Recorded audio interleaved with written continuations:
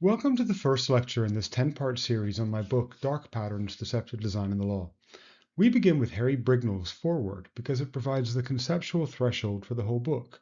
Brignull coined the term dark patterns in 2010, but the Foreword does more than recount the origin of a phrase. It explains why a concept born in user interface design now sits at the center of debates about law, psychology, competition, consumer protection, and artificial intelligence. Brignull explains that the term emerged from the world of user interface pattern libraries. Designers used reusable components to solve recurrent interface problems.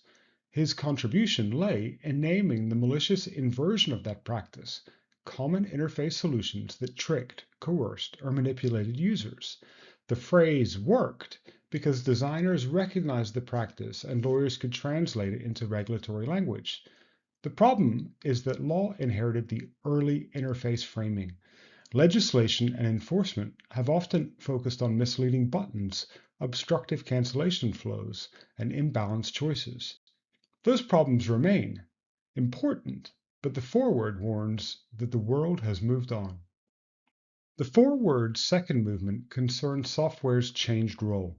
Software now mediates shopping, insurance, recruitment, exercise, relationships, advertising, and mental health guidance. It no longer simply provides a tool that users operate. It increasingly profiles, persuades, and influences. That shift matters because software businesses do not merely test whether a product works. They test which design, prompt, or ordering of information changes behavior. At industrial scale, the user becomes the experimental subject, but without the protections that it would apply in academic research. In this framing, deceptive design no longer looks like a single trick on a checkout page. It becomes a system for turning behavioral insight into revenue. Engagement, sharing, consuming, purchasing, and data creation become optimization objectives.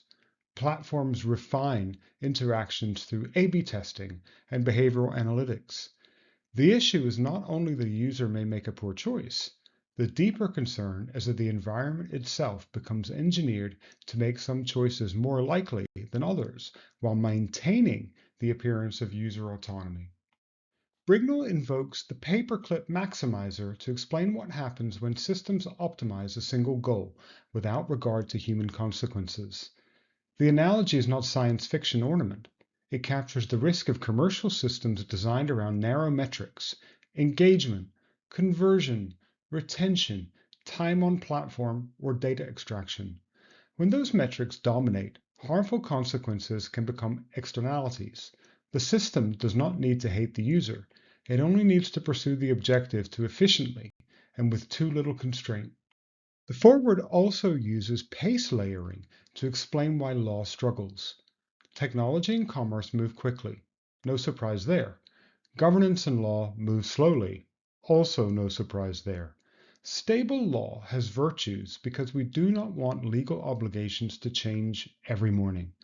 But the mismatch creates an opportunity for firms that iterate manipulative practices faster than regulators can understand or prohibit them.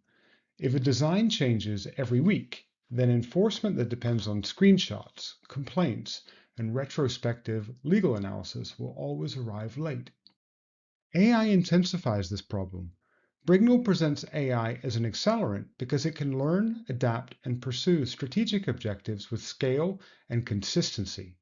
It can also create a dark forest of code where manipulative decision-making becomes difficult for regulators, auditors, or even business owners to observe. That point anticipates the book's later argument.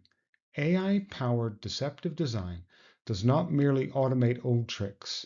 It can discover which tactic works for which person, in which context, at which moment. The foreword therefore prepares the reader to widen the analytical frame. A user interface trick may be visible.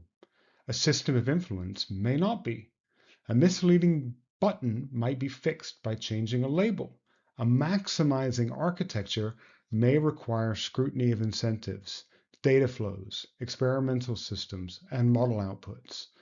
My book's legal challenge is to identify how Different regimes, such as consumer law, data protection, platform law, and AI regulation, can respond to practices that cross their boundaries. This lecture also sets the through line for the series. First, the language of dark patterns matters because it gives users and regulators a shared vocabulary. Secondly, the UI framing has limits because modern manipulation often happens before the interface even appears. Thirdly, AI changes the scale and adaptability of influence. We will move from definitions and harms through regulatory responses towards system architecture, vulnerability, AI manipulation, and proposals for reform. Harry's Foreword's enduring point is simple. The problem we face is not only bad interface design, it is the commercial weaponization of software as a means of behavioral influence. That is why the book treats dark patterns as the visible edge of a broader category, deceptive design.